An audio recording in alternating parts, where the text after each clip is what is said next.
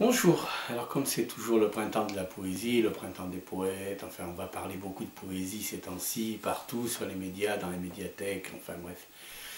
Une fois par an, la poésie revient à la mode, alors que la poésie, on devrait normalement s'en occuper tous les jours, hein. Voilà, le monde serait peut-être moins con, comme on dit, s'il y avait un peu plus de poésie.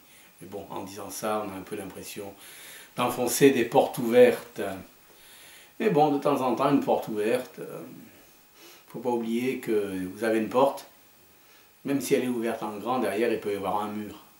Et en ce moment, j'ai l'impression que la distance entre le pas de la porte et le mur se réduit de plus en plus. Donc, on se prend le mur en pleine gueule dans tous les domaines. Bon, ça c'était un petit aparté tout à fait personnel. Vous en faites ce que vous voulez. Alors, je voudrais vous lire un texte de Bernard Dimet, toujours lui. Voilà, le grand Bernard Dimet, amateur de Côtes-du-Rhône et de bons mots. Justement, ça s'appelle ivrogne. Et pourquoi pas?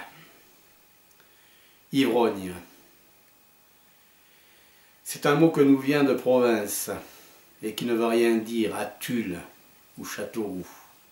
Mais au cœur de Paris, je connais quelques princes qui sont, selon les heures, archanges ou loups-garous. L'ivresse n'est jamais qu'un bonheur de rencontre. Ça dure 1 heure ou 2, ça vaut ce que ça vaut. Qu'il soit minuit passé ou 5 heures à ma montre, je ne sais plus monter que sur mes grands chevaux. Ivrogne, ça veut dire un peu de ma jeunesse, un peu de mes 30 ans pour une île au trésor. Et c'est entre Pigalle et la rue des Abbesses que je ressuscitais quand j'étais ivre-mort. J'avais dans le regard des feux inexplicables, et je disais des mots 100 fois plus grands que moi. Je pouvais bien finir ma soirée sous la table, ce naufrage après tout ne concernait que moi. Ivrogne. Ivrogne, c'est un mot que ni les dictionnaires, ni les intellectuels, ni les gens du gratin ne comprendront jamais. C'est un mot de misère, qui ressemble à de l'or à 5 heures du matin. Ivrogne, et pourquoi pas? Je connais 100 fois pire.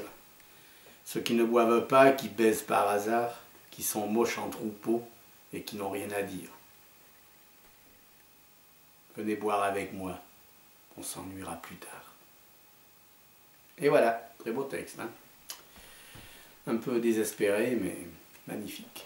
Allez, à ciao, et surtout, ne lâchez rien et banzai!